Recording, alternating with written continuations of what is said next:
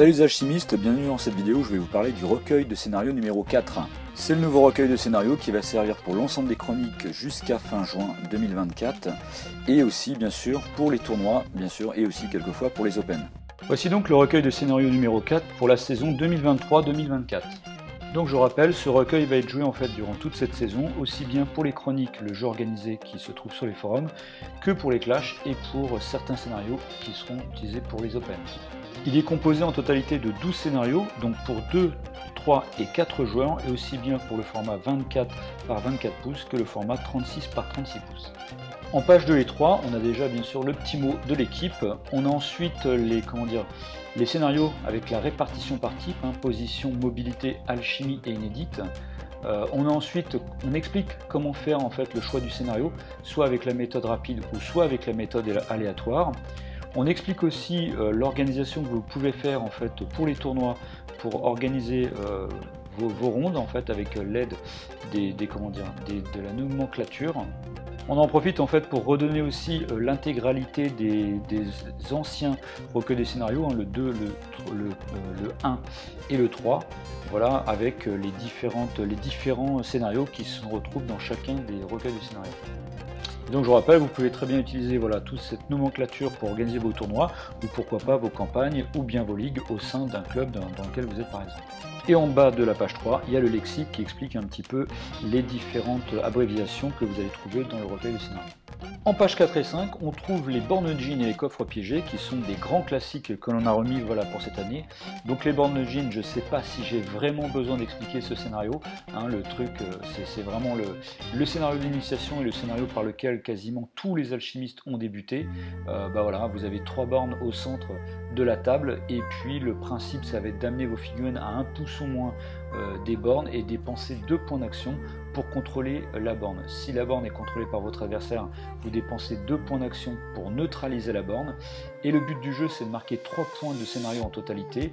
Et comment marquer un point de scénario? Eh bien, il faut qu'à la fin d'un tour, vous contrôliez plus de bornes que votre adversaire. Donc par exemple, vous contrôlez 2 bornes, votre adversaire ne contrôle qu'une borne, et bien dans ces cas-là, vous marquez un point de scénario.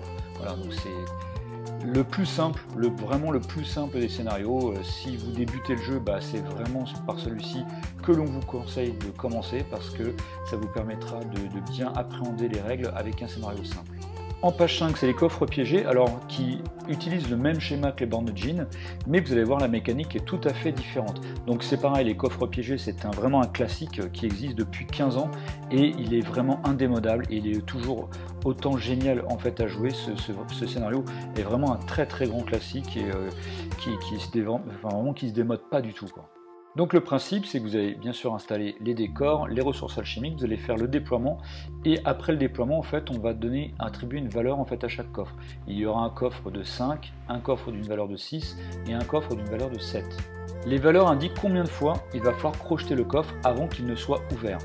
Et il va falloir marquer 7 points de scénario pour gagner ce scénario. Les coffres, ils sont neutres en début de partie.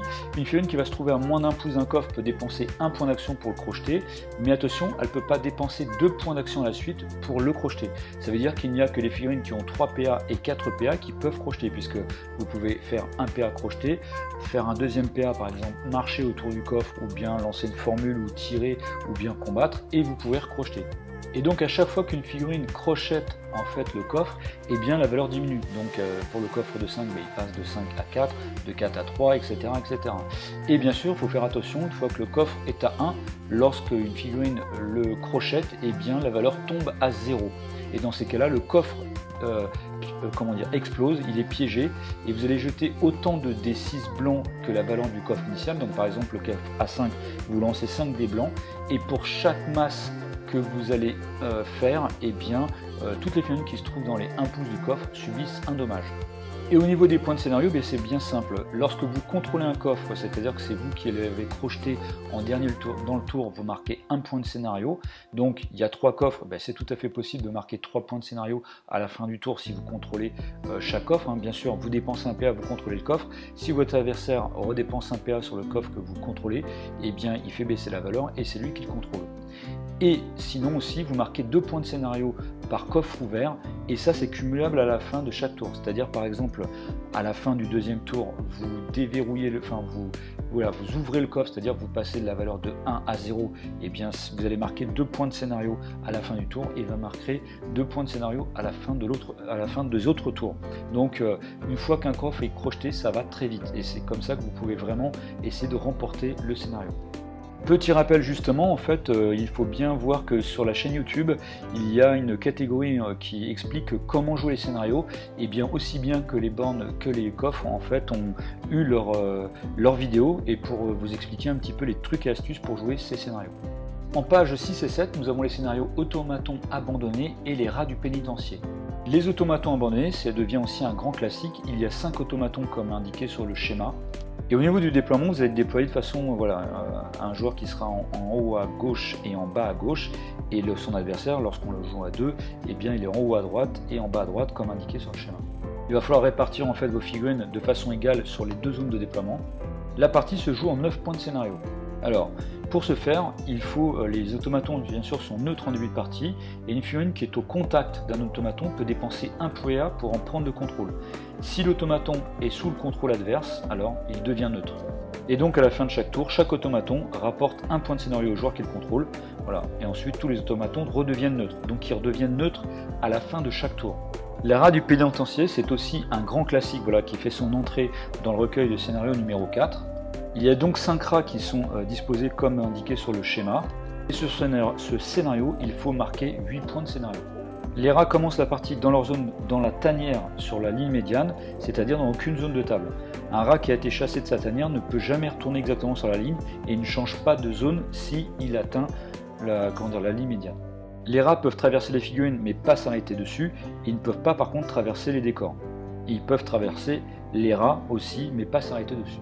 Une figurine qui se trouve à moins d'un pouce d'un rat peut dépenser 2 PA pour le chasser de sa tanière et le déplacer de 5 pouces maximum dans n'importe quelle direction. Une fois qu'il est hors de sa tanière, une figurine n'a plus besoin que d'un PA pour le déplacer de 3 pouces maximum. Et là c'est très simple, à chaque fin de tour, chaque rat qui est placé dans la zone de table adverse rapporte un point de scénario. Donc vous l'aurez compris, comme il faut marquer en totalité 8 points de scénario pour remporter le scénario, il y a 5 rats, donc ça veut dire qu'il faut au moins essayer de mettre 4 rats du côté adverse pendant au moins 2 tours, voire 5 dans un premier tour et 3 dans un autre, voilà, pour totaliser 8 points de scénario au final. En page 8 et 9, nous avons maintenant les scénarios échange d'otages et négoce équitable. Pour échange d'otages, une fois que vous avez déterminé vos zones de déploiement, eh bien, vous allez placer 3 otages amis dans la zone de table adverse comme indiqué sur le schéma. Comme indiqué, chaque joueur prend une carte otage qui se trouve en annexe, donc en page 17. Petite particularité sur le déploiement, donc chaque joueur doit déployer sa première figurine dans sa zone de déploiement. Chaque figurine déployée ensuite peut l'être en dehors de sa zone de déploiement, mais doit être déployée hors de ligne de vue de toutes les figurines ennemies déjà déployées, ou à plus de 7 pouces de celle-ci, et à 5 pouces ou moins d'une figurine amie déjà déployée, mais qui ne peut pas être une figurine associée à la carte que vous êtes en train de déployer. Par exemple, si c'est des recrues, des mini-séanciers, ou bien des rabatteurs. Donc, voilà, une figurine avec une carte multiple. Et donc le principe du jeu, ça va être d'aller libérer entre guillemets vos otages qui sont dans la zone de table adverse. Il va falloir en fait au départ, ils sont prisonniers. Il va falloir être au contact, dépenser 2 points d'action pour que l'otage obtienne le statut libre. À partir de là, il peut être activé avec la carte de profil et il peut être ciblé normalement. Sinon, ils ne peuvent pas être ciblés ni activés en fait, et les formules et compétences sont inactives sur eux. Mais dès lors en fait que vous l'avez libéré, et bien voilà, il peut être ciblé normalement, et bien sûr la carte de profil ne peut être activée qu'une fois par tour. Alors bien sûr, vous de votre côté, vous pouvez aussi, sur les otages ennemis, vous pouvez frapper dessus, leur tirer dessus, pourquoi pas faire de l'alchimie, etc. Et justement, une fois qu'une figurine otage est en état critique, c'est-à-dire en rouge, et qu'il est le statut libre, c'est-à-dire qu'il a été libéré par votre adversaire, eh bien vous pouvez dépenser 1 PA pour que cet otage redevienne prisonnier. Et dans ce cas-là, il ne peut plus être activé ni ciblé, et tous les effets des formules et compétences sont inactifs sur lui. Et une chose à savoir, c'est que vous ne pouvez rien faire qui puisse mettre hors jeu en fait un otage ami. Donc c'est-à-dire, voilà, quelque part, vous ne pouvez pas tenter de suicider un otage ami. Vous marquez 3 points de scénario si votre adversaire retire, qu'il tue en fait un de vos otages. Et à chaque fin de tour, chaque otage ami dans votre zone de table rapporte des points de scénario. Donc 1 point de scénario s'il est prisonnier, ou 3 points de scénario s'il est libre, et 5 points de scénario s'il est libre et dans votre zone de déploiement. Le scénario négoce équitable, donc une fois que vous avez déterminé vos zones de déploiement, vous allez placer une carriole dans la zone de table comme indiqué en fait sur le schéma. Les décors peuvent être placés à plus de 2 pouces des carrioles. Et une fois que vous avez placé les ressources alchimiques, bien vous allez placer en fait des jetons richesse à tour de rôle. Donc les jetons richesse sont placés sur les décors. On peut mettre qu'un jeton par décor avant de pouvoir en placer un deuxième, et chaque décor ne peut pas abriter plus de 2 jetons richesse. Et là, une petite particularité au niveau des conditions de victoire, soit vous pouvez marquer 6 points de scénario de plus que votre adversaire à la fin d'un tour, à l'exception du premier tour, ou soit totaliser 11 points de scénario à la fin d'un tour. Et en cas d'égalité, le joueur qui a récolté le plus de pions de nourriture l'emporte. Au niveau des jetons richesse, alors il y a 3 jetons de type feu, alors du bois d'une valeur de 1 point de scénario, 4 jetons pierre, qui est les pions terre, d'une valeur de 2 points de scénario, 3 jetons nourriture comme de l'eau d'une valeur de 1 point de scénario, et 2 jetons parchemin de l'air en fait d'une valeur de 4 points de scénario. La première action, c'est de pouvoir récupérer des richesses. Donc une figurine au contact d'un décor peut prendre un jeton richesse pour 1 PA. Vous prenez le jeton, vous le mettez sur la carte de profil, et une figurine ne peut porter qu'un jeton richesse à la fois. Si une figurine qui porte un jeton richesse passe en état critique, donc en rouge, ou elle est retirée du jeu, le joueur qui la contrôle dépose le jeton richesse au contact ou à la place du sol de la figurine si elle est retirée de la partie. Et une figurine au contact du jeton richesse peut le récupérer gratuitement à la fin d'une action. Dans ces cas-là, vous prenez le jeton et vous le posez sur la carte de profil de la figurine. Une figurine qui est au contact de sa carriole et qui n'est pas en combat peut y déposer son jeton richesse à la fin d'une action, et le joueur marque autant de points de scénario que la valeur du jeton richesse. Page 10 et 11, les scénarios expériences désastreuses et étranges infectés. Donc pour les expériences désastreuses, vous placez 3 machines expérimentales, voilà, comme indiqué sur le schéma. C'est vraiment le même emplacement que les bornes machines, donc c'est assez simple. Et donc pour prendre le contrôle, une figurine qui a moins d'un pouce d'une machine expérimentale neutre peut gratuitement prendre le contrôle au début d'une action, quelle qu'elle soit. Avant de résoudre son action, la figurine subit des dommages, c'est 10 dommages moins sa valeur d'esprit. Les alchimistes peuvent ajouter leur niveau de concentration à leur valeur d'esprit, et ils ne perdent pas de niveau de concentration suite à ces dommages. Une figurine qui est à moins d'un pouce d'une machine expérimentale contrôlée par l'adversaire peut la neutraliser pour 1 PA. Et donc à chaque fin de tour, le joueur qui contrôle plus de machines gagne 1 point de scénario, et la partie se joue en 3 points de scénario. Pour le scénario étrange infecté, une fois que vous avez déterminé vos zones de déploiement et une fois que vous avez placé les ressources alchimiques, eh bien vous allez placer les infectés. Donc les infectés doivent être placés à plus de 2 pouces d'un décor ou d'un bord de table, à plus de 7 pouces d'un autre infecté, et à tour de rôle, chaque joueur place un infecté dans le côté de table adverse, puis dans son propre côté de table. Donc à 2 joueurs, chaque joueur va placer 3 infectés. Un infecté, c'est un objectif qui n'est ni une figurine amie ou ennemie, mais par contre il est possible de déclarer des actions de charge ou de tir pour cibler l'infecté. Par contre les jets de réflexe de combat et de tir ciblant l'infecté ne sont pas réalisés. Au début de chaque tour, chaque infecté récupère toutes ses marches, puis chaque affecté au contact de figurines de joueurs effectue sa première marche comme s'il était ciblé par la première action. Je vais expliquer un petit peu tout ça. Lorsqu'un affecté est pris pour cible, avant la résolution de l'action le ciblant, il réalise une marche dépendant du nombre d'actions l'ayant déjà ciblé ce tour. Si c'est la première action, il fait une marche de 4 pouces maximum en bénéficiant de la compétence bon. Si c'est la deuxième action, c'est une marche de 3 pouces. Troisième action, c'est une marche de 2 pouces. Et quatrième action, il ne fait plus de marche. C'est votre adversaire qui réalise le déplacement et l'infecté doit impérativement être libre à la fin de cette marche. Si c'est pas possible, il acquiert la compétence bon pour cette marche, et si malgré tout c'est pas possible, l'infecté reste sur place. Ensuite, la figurine active effectue son action en tenant compte bien sûr de la nouvelle position de l'infecté. Lorsqu'un alchimiste lance une formule, il peut cibler autant d'infectés que son niveau de concentration à portée d'esprit. Chaque infecté ciblé effectue une marche, c'est le joueur actif qui les réalise et ils peuvent être placés au contact de l'alchimiste de cette manière. À chaque fin de tour, chaque figurine amie au contact d'au moins un infecté rapporte 1 point de scénario. Et la partie se joue en 7 points de scénario. Pages 12 et 13, nous avons les scénarios traque piégé et apaiser les esprits. Une fois qu'on a déterminé les zones de déploiement, les joueurs placent 5 pièges, un au centre et les autres espacés comme indiqué sur le schéma. Chaque piège possède 5 points de structure et chaque piège a une aire d'effet de 2 pouces autour de lui. La règle irradiation alchimique. Chaque figurine qui termine au moins une action dans l'aire d'effet, donc dans les 2 pouces, est affectée. À la fin de son activation, elle reçoit un marqueur d'irradiation, puis effectue un jet d'esprit d'une difficulté de 10, plus le nombre de marqueurs d'irradiation qu'elle possède. La difficulté maximum c'est 15. En cas d'échec, elle subit un dommage.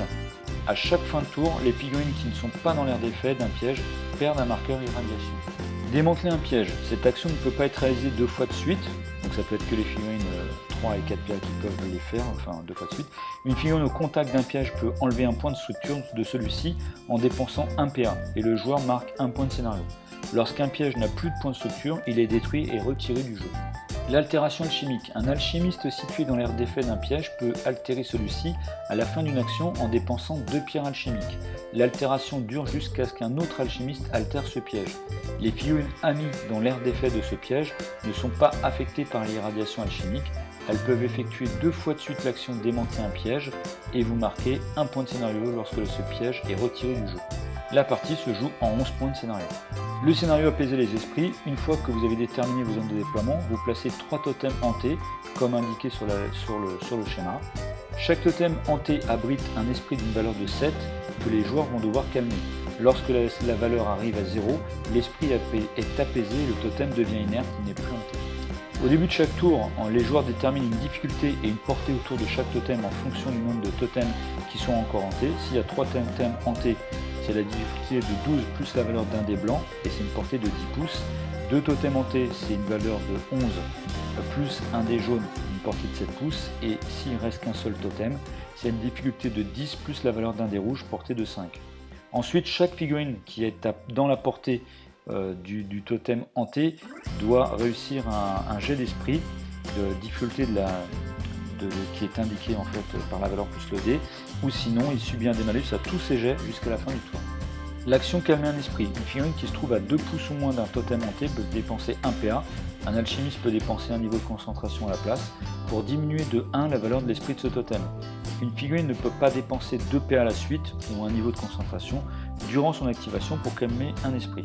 Un joueur marque un point de scénario à chaque fois qu'il diminue la valeur d'un esprit et la partie pour 2 joueurs se totalise. Il faut marquer 11 points de scénario. En page 14 et 15, nous avons les scénarios Interroger les prisonniers et Protection de la jungle. Interroger les prisonniers, vous placez 7 prisonniers comme indiqué sur le schéma. Avant le déploiement, chaque joueur place alternativement en fait, des marqueurs face cachée sur les prisonniers. Chaque joueur reçoit 3 marqueurs information de valeur 0, 1 et 2. Chaque joueur doit placer un marqueur sur la zone de table adverse, un sur la ligne médiane et un sur sa propre zone de table. Chaque prisonnier peut recevoir plusieurs marqueurs tant qu'ils n'appartiennent pas au même joueur. La règle interroger un prisonnier. À chaque fin de tour, une figurine qui est aux aguets, c'est-à-dire à qui il reste au moins 1 PA, et qui se trouve au contact socle à socle avec un prisonnier peut l'interroger. Un joueur ne peut interroger qu'un seul prisonnier par tour. Au premier tour, on peut uniquement interroger les prisonniers présents sur la ligne médiane. Si plusieurs figurines ennemies aux aguets se trouvent au contact d'un prisonnier, personne ne peut interroger ce prisonnier. Une fois interrogé, le prisonnier ne donnera plus aucune information jusqu'à la fin de la partie. Chaque prisonnier interrogé rapporte un point de scénario plus la valeur du des marqueurs qui ont été posés sur lui. Et la partie se joue en 6 points de scénario. Le scénario Protection de la jungle. Une fois que vous avez déterminé vos zones de déploiement, vous allez placer un premier réservoir de chaque côté de la ligne médiane. Enfin, vous placez les réservoirs comme c'est indiqué en fait sur le schéma. Les réservoirs, ça peut être des pluies, des bons zéros, des soufflets, des crozets, peu importe. Et pendant le placement des décors, chaque joueur peut une seule fois placer un décor au contact d'un réservoir. Au niveau des règles spéciales, il y a bien sûr les figurines de décor ne peuvent avoir qu'un seul marqueur à la fois. Donc, chaque joueur joue avec ses propres marqueurs éléments et ne peut en récupérer que sur les réservoirs situés dans sa zone de table. Une figurine peut prendre ou transmettre gratuitement un marqueur élément à une figurine amie au contact au début ou à la fin d'une action. Une figurine au contact d'un décor peut, à la fin d'une action, poser gratuitement un marqueur sur celui-ci. S'il y a déjà un marqueur, les 2 marqueurs sont défaussés, même s'ils sont du même élément. Vous pouvez épuiser un élément, c'est-à-dire une figurine au contact d'un réservoir dans sa zone de table peut pour 1 PA prendre un marqueur de son élément. À la fin de chaque tour, parmi les joueurs ayant au moins un marqueur posé sur un décor dans une zone de table adverse, le joueur ayant le plus de marqueurs posés gagne 1 point de scénario. En cas d'égalité, aucun joueur ne marque 2 points de scénario, sauf en mode multijoueur. Et la partie se joue en 3 points de scénario. En page 16 et 17, c'est le début des annexes. Donc voilà, on a les coffres par exemple, on a les marqueurs en fait pour le scénario de protection de la jungle, les jetons pour négoce équitable, les coffres piégés, voilà. On a les bornes jeans ou alors tous les marqueurs qui peuvent servir pour apaiser les esprits, les bornes jeans ou protection de la jungle. On a la carte échange d'otages, ce qui est la carte en fait des 3 sociétaires, voilà. Vous avez même aussi des pions en fait de chaque couleur, donc c'est chaque couleur si vous jouez à 4 joueurs par exemple. Et sur la dernière page, la page 18 et 19, bien vous avez les carrioles pour le scénario négoce équitable. Vous avez la carte des mouvements en fait désinfectés que vous allez pouvoir cocher au fur et à mesure, et les 8 pions en fait désinfectés si vous n'avez pas de figurine. Vous avez les 5 rats du rat du pénitencier, vous avez les 5 automatons pour automatons abandonnés et les pièges pour track piégé, et aussi des pions pour les 7 prisonniers, ainsi que les 3 marqueurs informations par joueur. Donc voilà, le recueil de scénario 4 pour la saison 2023-2024 que vous pouvez trouver sur la boutique en ligne ou bien sur les salons où nous sommes présents. Et puis je rappelle qu'on a aussi une offre voilà, qui regroupe en fait les 4 recueils de scénarios. Voilà, j'espère que cette vidéo vous aura donné l'envie de jouer ces nouveaux scénarios. Je vous dis à bientôt pour une prochaine vidéo et n'oubliez pas le mot à crier très très fort.